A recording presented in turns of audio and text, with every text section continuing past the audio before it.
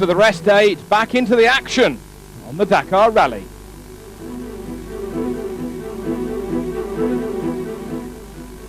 And South Africa's Alfie Cox was flying through the stage.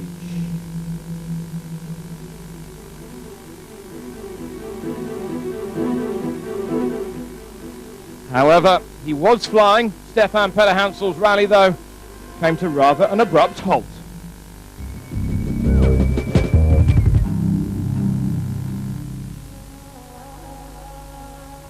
Well, it may have been a rest day yesterday here in Attar, so let's look back for a couple of days ago on the stage from Zurat, further south into the depths of Mauritania, down to where we are now in Attar.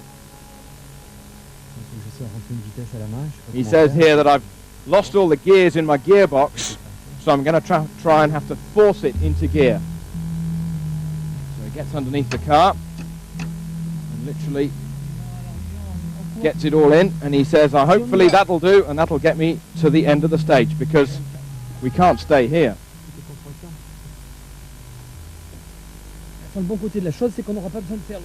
Well, at least the one good thing about today is I won't have to clean the windscreen by the time I get back to the bivouac. This crew went over a broken dune, and the car went nose over tail, and they were very, very lucky indeed to be able to continue. The stunning scenery, though, of the Dakar never fails to impress.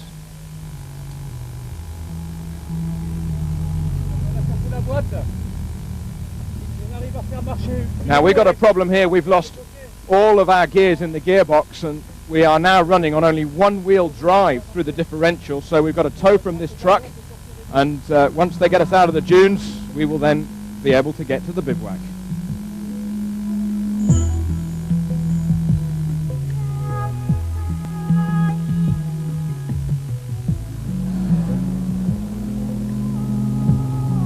Many people venturing over the dunes late into the evening.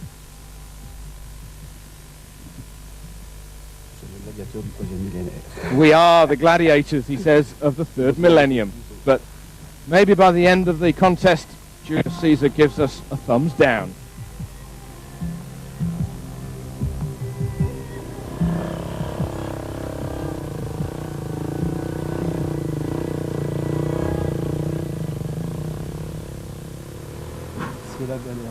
This rider's saying, it's really, really difficult. But I must arrive at Dakar. The cameraman says, you're from Togo?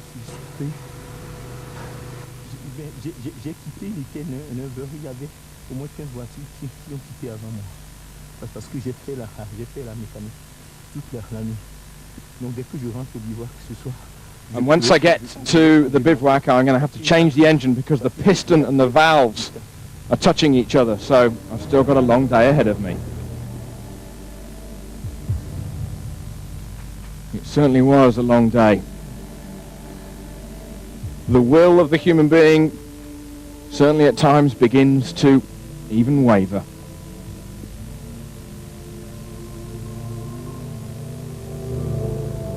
If you think that the desert is a lonely place during the day, what about being in the desert during the night?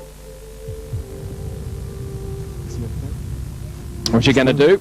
He says, I'm just going to go fast, fast, fast. I'm going to go first gear, second gear, third gear, and try and get over the dune.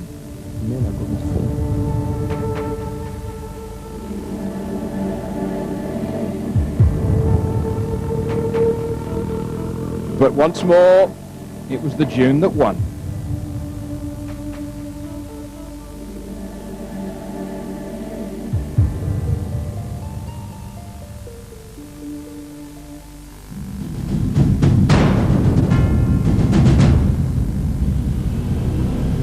Well, today's stage, a looping stage out of Attar, a sailing around the boys stage. And after the first 100 kilometers over familiar ground, the stage covers new ground across many ergs. However, no GPS navigation today, nothing but a map and a compass. And if you're caught using your GPS, you'll get a large time penalty.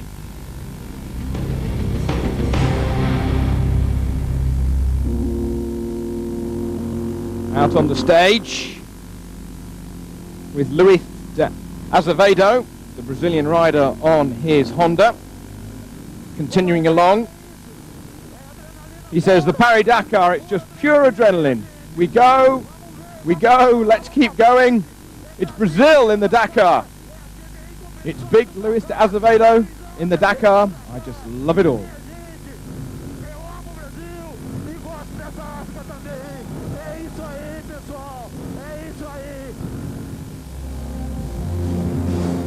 Out there on the stage, though, all of the KTM crew were going every which way but forward at times, retracing their tracks, going round and round in circles, or even round and round the mulberry bush.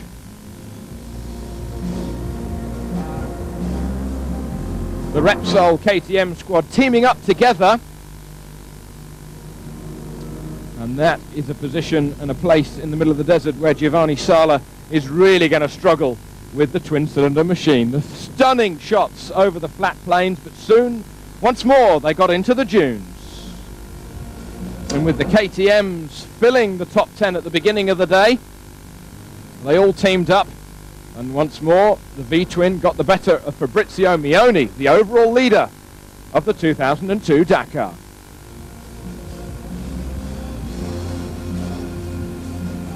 Jordi Arcaron's front wheel just disappearing into the talcum powder soft dunes, and the former winner getting back on its two wheels. Well, initially there were 6 KTMs running together as they passed an obligatory point on the route where the organisers could trace their progress. Richard Sank leading the field at this particular point. And Kari Tiernan in the yellow, remember that he started first on the stage after having won the stage into Attar a couple of days ago.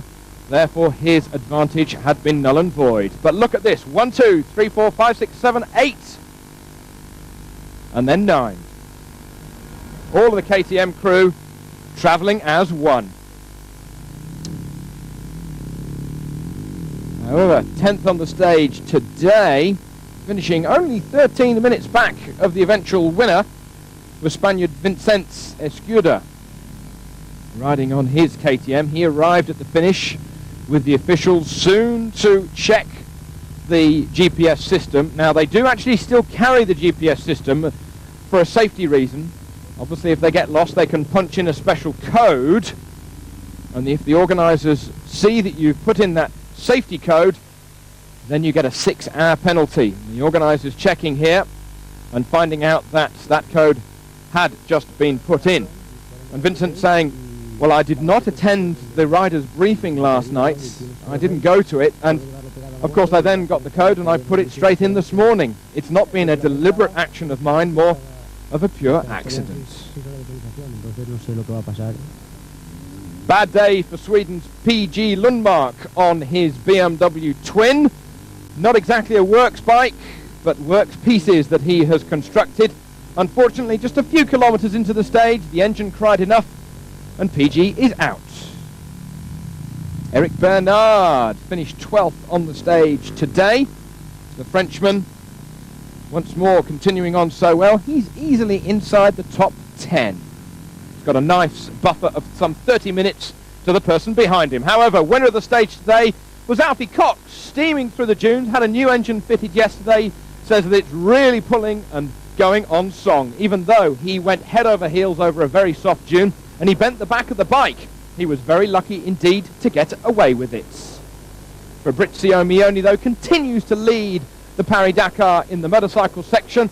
He said the bike was difficult to ride for a while, and then he was following the others, caught in a lot of dust, particularly at a quick part, and he decided just to throttle off. Cox then winning the stage by only 6 seconds from Mioni. Roma was third today. De Gavado, he had a big tumble, but he was fourth. And Richard Sanks for France was fifth. Mioni leads overall from Nani Roma by just 3 minutes and 21 seconds. De Gavado third. Cox up to fourth now. Arcaron's fifth.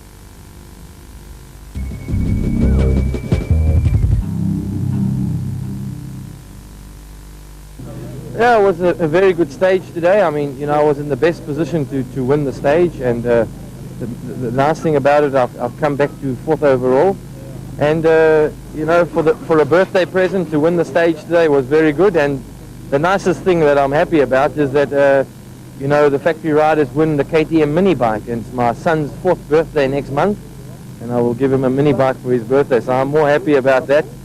Una giornata oggi molto Only saying my bike was not easy to ride with a full tank of fuel at the start, in the big stones and in the soft sand as well. It was really very hard. In the first part I was very tired because of the winding road, and then I just found it too hard to try and catch the others who were in front of me on the road.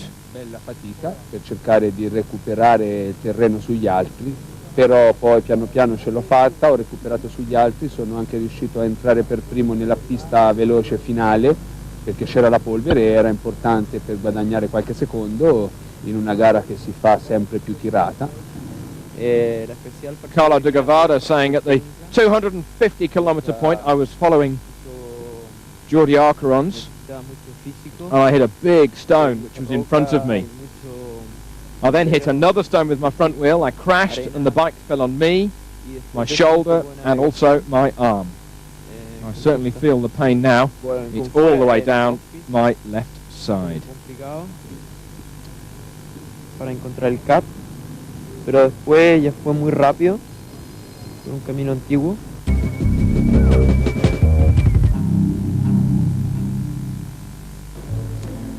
Well, it's been a bad day for PG Lundmark, but we've always seen PG with his rucksack. Normally it's a big secret, this, but I can show it just for you.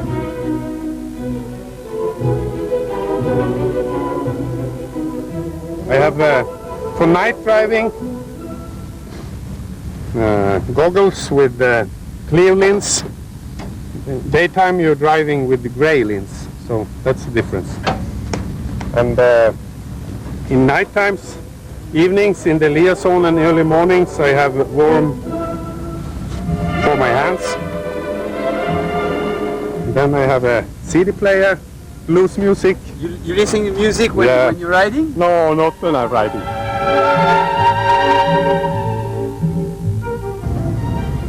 And when it's cold, it's good to have this one here. Yeah. And this is good.